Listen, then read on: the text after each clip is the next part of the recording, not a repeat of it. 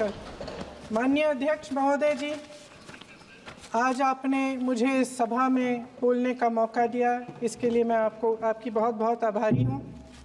सबसे पहले जो सुरक्षाकर्मी, जो जवान अफसर 13 दिसंबर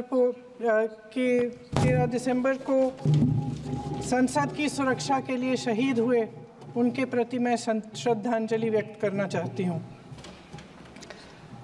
महोदय, हजारों साल पुरानी हमारी देश की, धर्म की एक पुरानी परंपरा रही है। ये परंपरा संवाद, चर्चा की रही है। एक गौरवशाली परंपरा है जो दर्शन ग्रंथों में, वेदों में, उपनिषदों में दिखती है। वाद विवाद और संवाद की हमारी पुरानी संस्कृति है। अलग अलग धर्मों में भी, इस्लाम में, सूफियों में, बौद्ध धर्म में, जैन धर्म में, सिख धर्म में भी ये वाद संवाद, ये चर्चा बहस, इसकी संस्कृति रही है। इसी परंपरा से उभरा हमारा स्वतंत्रता संग्राम। हमारा स्वतंत्रता संग्राम विश्व में एक अनोखा संग्राम था, एक अनोखी लड़ाई थी जो अहिंसा और सत्य पर आधारित थी। ये वाद संवाद की जो परंपरा है, इसको इस संग्राम ने आगे कैसे बढ़ाया?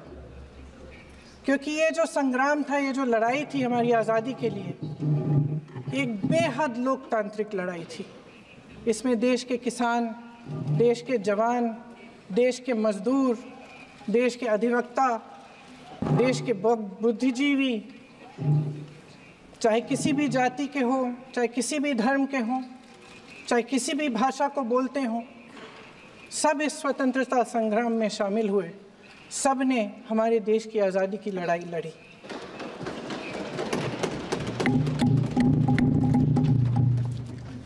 और उसी आज़ादी की लड़ाई से एक आवाज़ उभरी जो हमारी देश की आवाज़ थी। वो आवाज़ ही आज हमारा संविधान है। साहस की आवाज़ थी, हमारी आज़ादी की आवाज़ थी, और उसी की गूंज ने हमारे संविधान को लिखा और बनाया। ये सिर्फ एक दस्तावेज़ नहीं है। बाबा साहेब अम्बेडकर, मौलाना आज़ाद जी, राजगोपालाचारी जी और जवाहरलाल नेहरू जी और उस समय के तमाम नेता, जैसे आपने कहा, इस संविधान को बनाने की जो कार्य में सालों के लिए जुटे रहे। हमारा संविधान इंसाफ, उम्मीद, अभिव्यक्ति और आकांक्षा की वो ज्योत है जो हर हिंदुस्तानी के दिल में जलती है। अध्यक्ष महोदय, इस ज्योत ने हर एक भारतीय को ये पहचानने की शक्ति दी कि उसे न्याय मिलने का अधिकार है, कि उसमें अपने अधिकारों के लिए आवाज़ उठाने की क्षमता है, कि जब वो आवाज़ उठाएगा तो सत्ता को उसके सामने झुकना पड़ेगा। इस संविधान ने हर एक देशवासी को ये अधिकार दिया कि वो सरकार बना भी सकता है और सरकार बदल भी सकता है।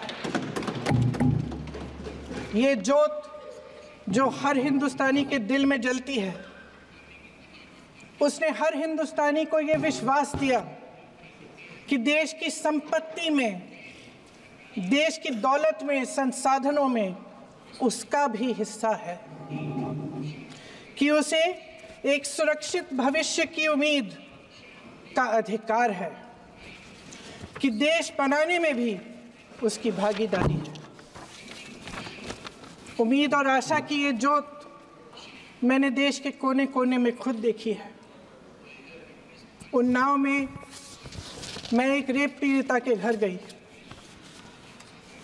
उसे जलाकर मार डाला था। वो शायद 20-21 साल की होगी। हम सब के बच्चे हैं। हम सोच सकते हैं कि अगर हमारी बेटी के साथ बार बार बलात्कार हुआ और फिर जब वो अपनी लड़ाई लड़ने के लिए गई तो उसको जलाकर मार डाला गया होता तो हम पर क्या बीतती। मैं उस बच्ची के पिता से मिली। उसके खेत जलाए गए थे, उसके भाइयों को पीटा गया था, उसके पिता को बाहर से घर के बाहर घसीट कर मारा गया था। उस पिता ने मुझे बताया कि बेटी, मुझे न्याय चाहिए। मेरी बेटी अपने एफआईआर को दर्ज करने के लिए जब ज़िले में गई तो उसको मना किया गया। अगले ज़िले में जाना पड़ा उसे। वो रोज़ सुबह 6 बजे उठकर तैयार होकर अकेली अपने मुकदमे को लड़ने के लिए अगले ज़िले में ट्रेन से जाती थी। उसके पिता ने मुझे कहा कि मैंने उससे कहा, बेटी अकेले मत जाओ, छोड़ दो ये लड़ाई। लेकिन उसकी बेटी ने उसको जवाब दिया कि नहीं पिताजी, मैं अकेली जाऊंगी, मैं लड़ूंगी, ये मेरी लड़ाई है, मैं इसको लड़ूंगी। ये लड़ने की क्षमता, ये हिम्मत उस लड़की को और करोड़ों भारत की नारियों को हमारे संविधान ने दी। आगरा में मैं अरुण वाल्मीकि के घर गई। अरुण वाल्मीकि पुलिस स्टेशन में काम करता था, सफाई का काम करता था। आप सोच सकते हैं हमारी तरह उसका भी परिवार था। नई नई शादी हुई थी, 2-3 महीनों का बच्चा था। पुलिस स्टेशन में चोरी हो गई। चोरी का इल्ज़ाम उस पर लगाया गया। उसके पूरे परिवार को उठाकर पुलिस स्टेशन में ले गए। आप हंस रहे हैं, लेकिन ये गंभीर बात है। और क्या करेंगे? शर्म करो। शर्म। अरुण वाल्मीकि को पीट पीट के मार डाला, उसकी बीवी को पीटा, उसके पिता के नाखून निकाले, उसके पूरे परिवार को पीटा गया। जब मैं उस जवान महिला से मिलने गई जो अभी अभी विधवा हुई थी, तो उसने मुझे कहा कि दीदी, हमें सिर्फ एक चीज़ चाहिए, हमें न्याय चाहिए और हम इस न्याय के लिए लड़ते रहेंगे, चाहे कुछ भी हो जाए। ये हिम्मत उस महिला को हमारे संविधान ने दी।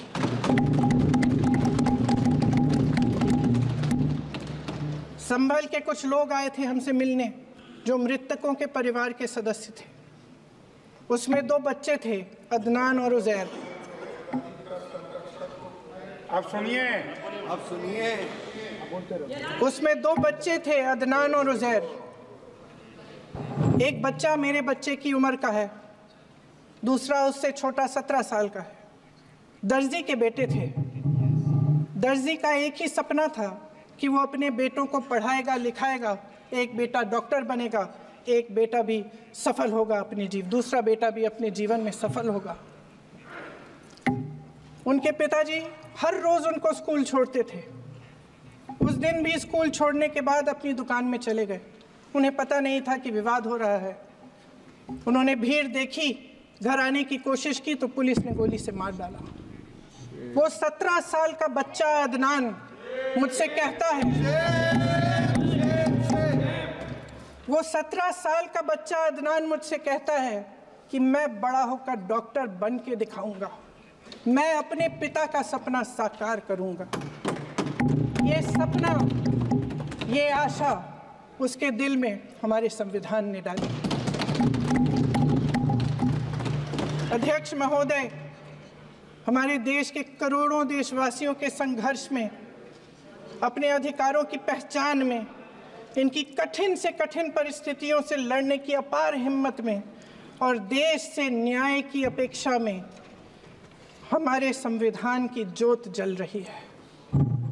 मैंने हमारे संविधान की ज्योत को जलते हुए देखा है और इसके साथ साथ ये भी समझा है कि हमारा संविधान एक सुरक्षा कवच है। एक ऐसा सुरक्षा कवच है जो देशवासियों को सुरक्षित रखता है, न्याय का कवच है, एकता का कवच है और अभिव्यक्ति की आज़ादी का कवच है। दुख की बात यह है कि मेरे सत्ता पक्ष के साथी जो बहुत बड़ी बड़ी बातें करते हैं, इन्होंने इन 10 सालों में ये सुरक्षा कवच, सत्ता पक्ष के मेरे साथियों ने ये सुरक्षा कवच तोड़ने का पूरा प्रयास किया है। संविधान में सामाजिक, आर्थिक और राजनीतिक न्याय का वादा है। ये वादा एक सुरक्षा कवच है जिसको तोड़ने का काम शुरू हो चुका है। लैटरल एंट्री और निजीकरण के जरिए ये सरकार आरक्षण को कमजोर करने का काम कर रही है।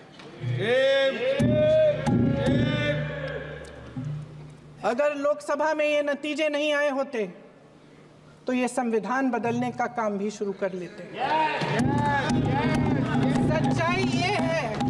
सच्चाई ये है अध्यक्ष महोदय कि आज संविधान बार बार इसलिए कह रहे हैं क्योंकि इस चुनाव में इनको पता चल गया कि इस देश की जनता ही इस संविधान को सुरक्षित रखेगी, कि इस चुनाव में हारते हारते जीतने से इन्हें एहसास हुआ कि ये संविधान बदलने की बात इस देश में नहीं चलेगी। आज जनता की मांग है कि जाति जनगणना हो। सत्ता पक्ष के मेरे साथी ने इसका जिक्र किया।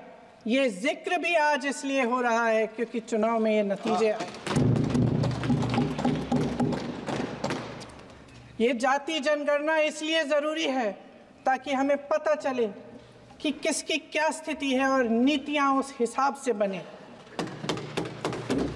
इनकी गंभीरता का प्रमाण ये है कि जब चुनाव में पूरे विपक्ष ने जोरदार आवाज उठाई कि ये जाति जनगणना होनी चाहिए, तो इनका जवाब देखिए।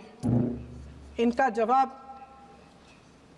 भैंस भाग भैंस चुरा लेंगे, मंगलसूत्र चुरा लेंगे, इनका ये जवाब था।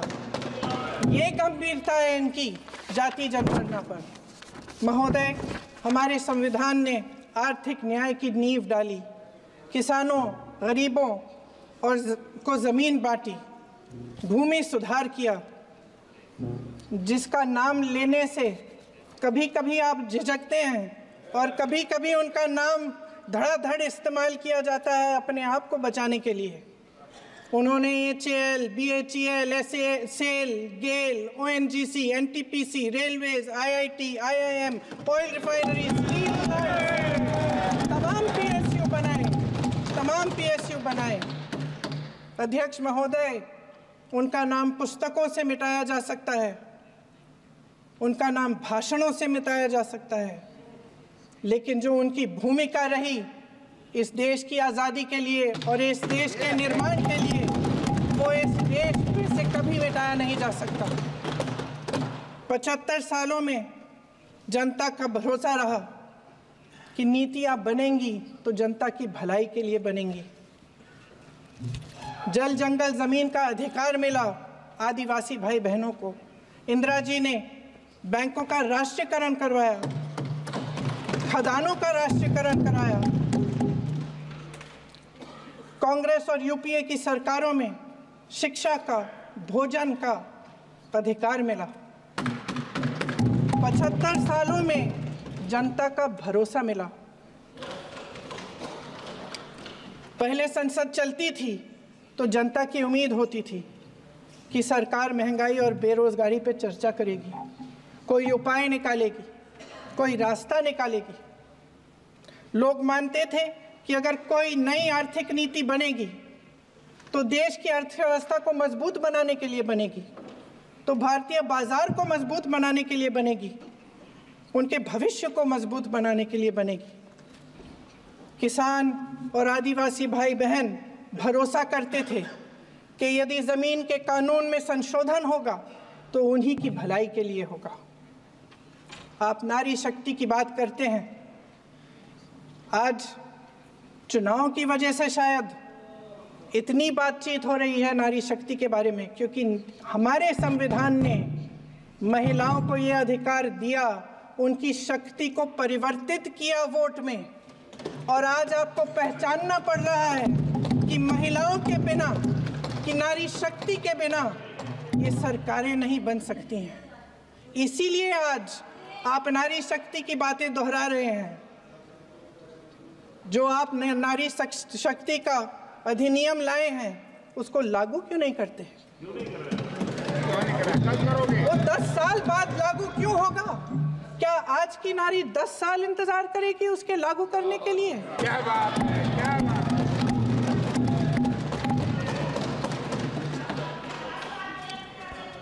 आज संसद में बैठे हुए सत्ता पक्ष के मेरे साथी ज्यादा से ज्यादा अतीत की बातें करते हैं।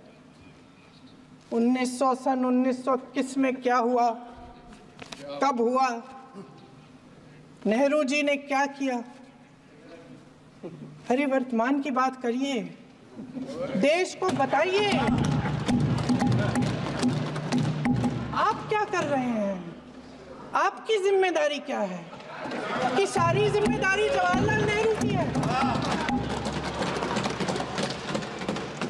अध्यक्ष महोदय जी, ये सरकार आर्थिक न्याय का सुरक्षा कवच तोड़ रही है। आज संसद में बैठी ये सरकार बेरोजगारी और महंगाई से जूझ रही हमारी जनता को क्या राहत दे रही है?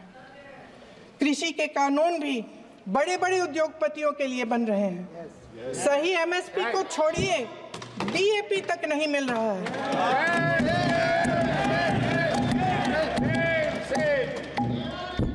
वायनाड से लेकर ललितपुर तक इस देश का किसान रो रहा है। आपदा आती है तो उसको कोई राहत नहीं मिलती। भगवान भरोसे है आज इस देश का किसान, उसको छोड़ दिया गया है।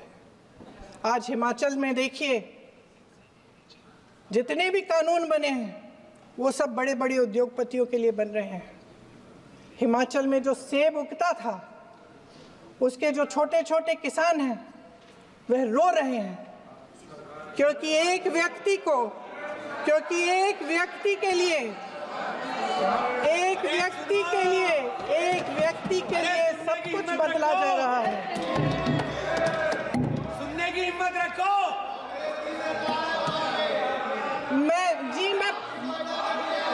अध्यक्ष महोदय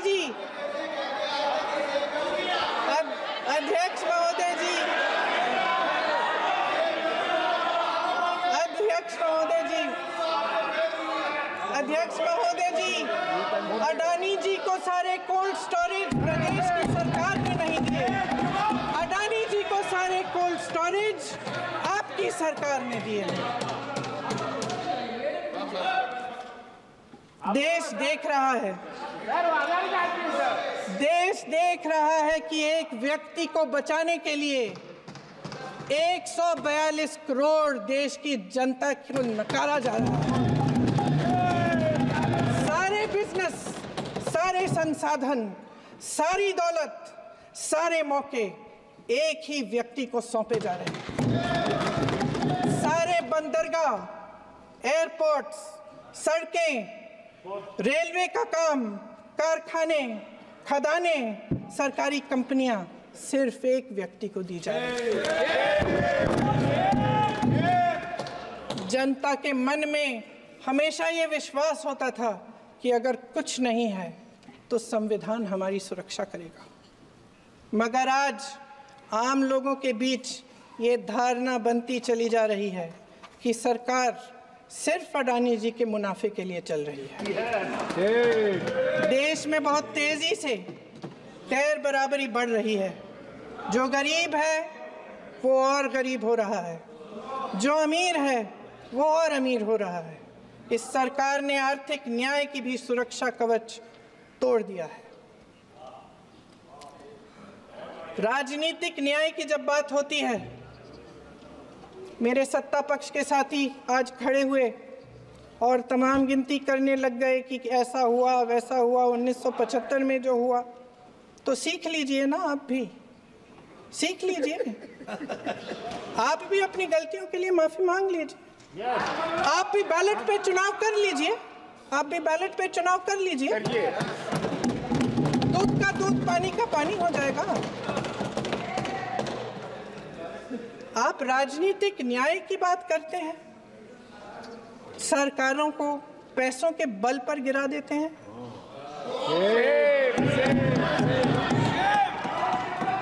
मेरा आग्रह है कि अपन संविधान में सकारात्मक बोले।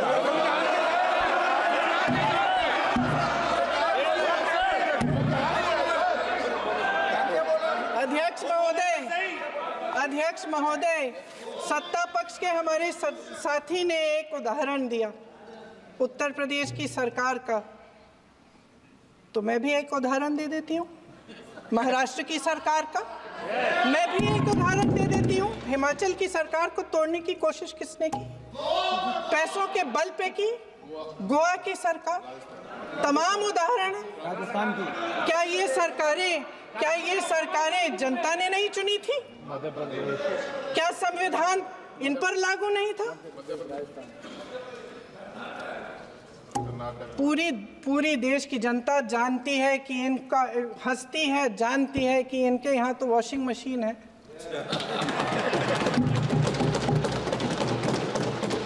तो यहाँ से वहाँ जाता है, वो धुल जाता है। इस तरफ दाग, उस तरफ स्वच्छता। और मेरे कई ऐसे साथी हैं जो इस तरफ होते थे उस तरफ चले गए, मुझे दिख भी रहे हैं, वॉशिंग मशीन में शायद धुल गए हैं। अध्यक्ष महोदय, जहां भाईचारा और अपनापन होता था, जहां हमारे संविधान ने एकता का सुरक्षा कवच दिया था, वहां शक और घृणा के बीज बोए जा रहे हैं। एकता का सुरक्षा कवच तोड़ा जा रहा है।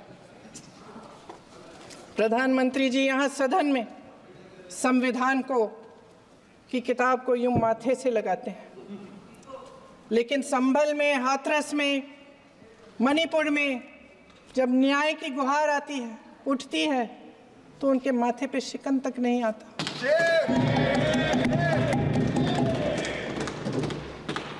शायद समझ नहीं पाए हैं कि भारत का संविधान संघ का विधान नहीं है।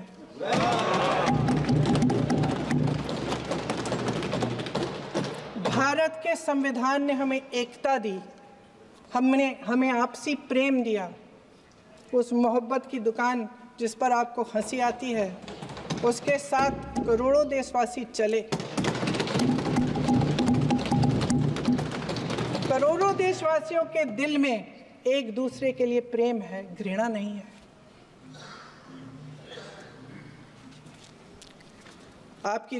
इनकी जो विभाजनकारी नीतियां हैं, उसका नतीजा हम रोज देखते हैं। राजनीतिक फायदे के लिए संविधान को छोड़िए, देश की एकता को भी ये रख नहीं सकते, इसकी सुरक्षा नहीं कर सकते। हमने संभल में देखा, मणिपुर में देखा। दरअसल इनका कहना है कि अलग अलग इस देश के अलग अलग हिस्से हैं। कैमरा।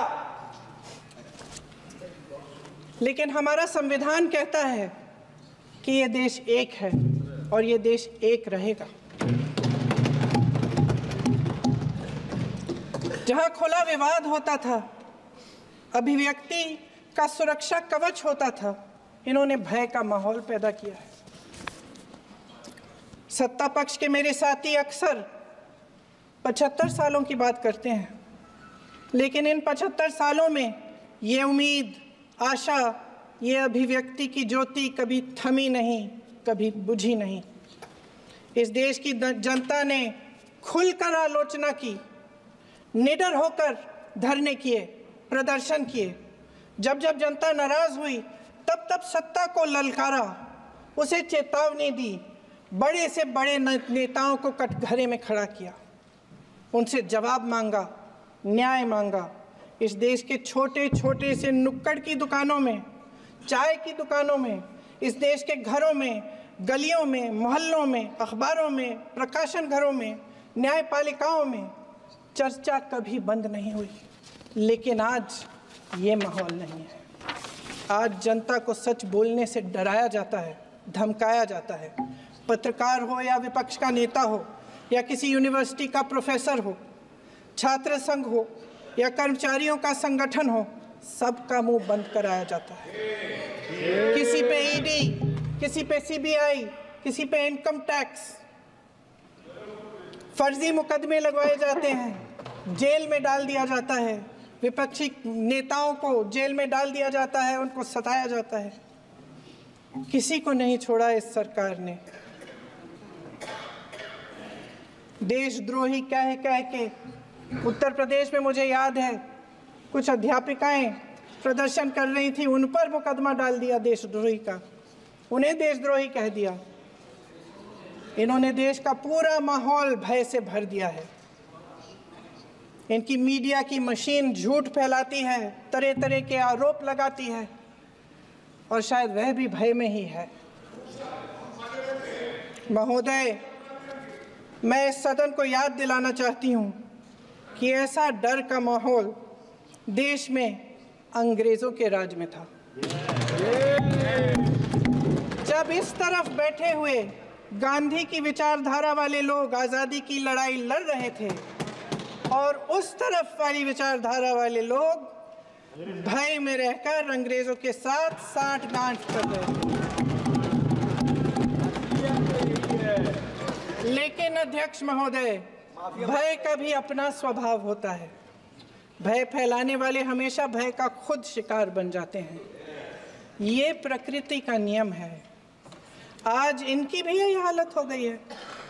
भय फैलाने के इतने आदी हो गए हैं कि खुद भय में रहने वाले हैं, चर्चा से डरते हैं, आलोचना से घबराते हैं। कई दिनों से हम मांग रहे हैं कि चर्चा करिए, लेकिन चर्चा करने की हिम्मत ही नहीं है।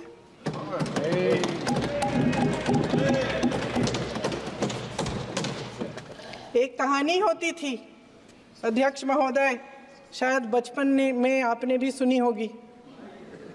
राजा भेष बदलकर बाजार में आलोचना सुनने जाता था। ये सुनने जाता था कि प्रजा मेरे बारे में क्या कह रही है, मैं सही रास्ते पे चल रहा हूँ कि नहीं। लेकिन आज का राजा, भेष तो बदलते हैं आज के राजा, शौक तो है उनको भेष बदलने का, लेकिन न जनता के बीच जाने की हिम्मत है और न आलोचना सुनने की। महोदय, मैं तो सदन में नहीं हूं।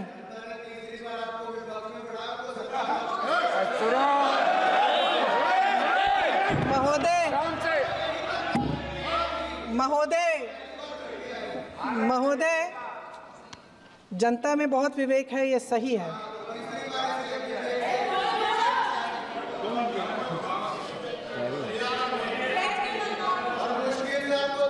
अच्छा महोदय, मैं सदन में नहीं हूँ, कुछ हाँ ठीक है, मैं सदन में नहीं हूँ, मात्र 15 दिनों से आ रही हूँ। लेकिन मुझे ताज्जुब होता है कि इन 15 दिनों में इतनी बड़े इश्यूज़ हैं, इतनी बड़ी बातें हैं, प्रधानमंत्री जी मात्र एक दिन के लिए, शायद 10 मिनट के लिए दिखे हैं सब।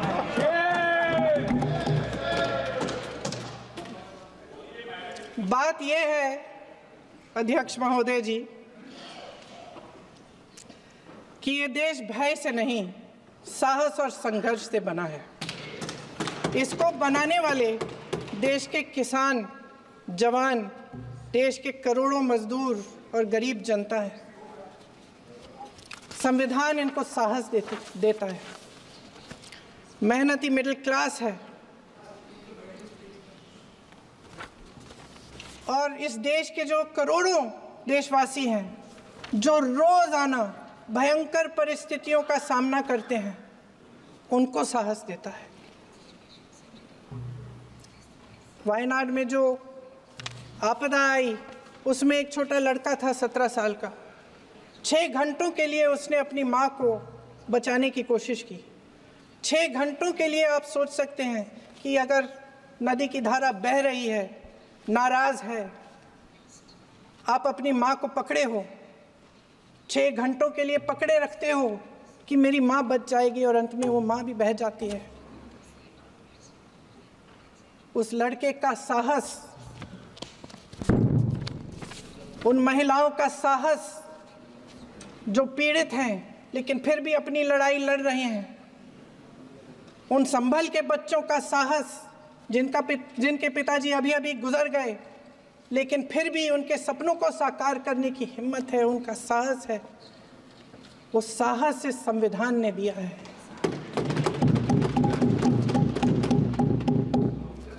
वो आत्मविश्वास इस संविधान ने दिया है।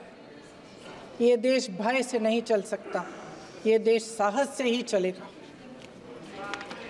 भय की भी सीमा होती है, और जब वो सीमा पार हो जाती है, जब किसी को इतना दबाया जाता है कि उसको लगने लगता है कि अब मेरे पास खोने के लिए कुछ नहीं है, तब उसमें एक ऐसी शक्ति पैदा होती है जिसके सामने कोई कायर खड़ा नहीं हो सकता। ये देश कायरों के हाथों में ज़्यादा देर तक कभी नहीं रहा है। ये देश उठेगा, ये देश लड़ेगा, सत्य मांगेगा। सत्यमेव जयते। जय हिंद।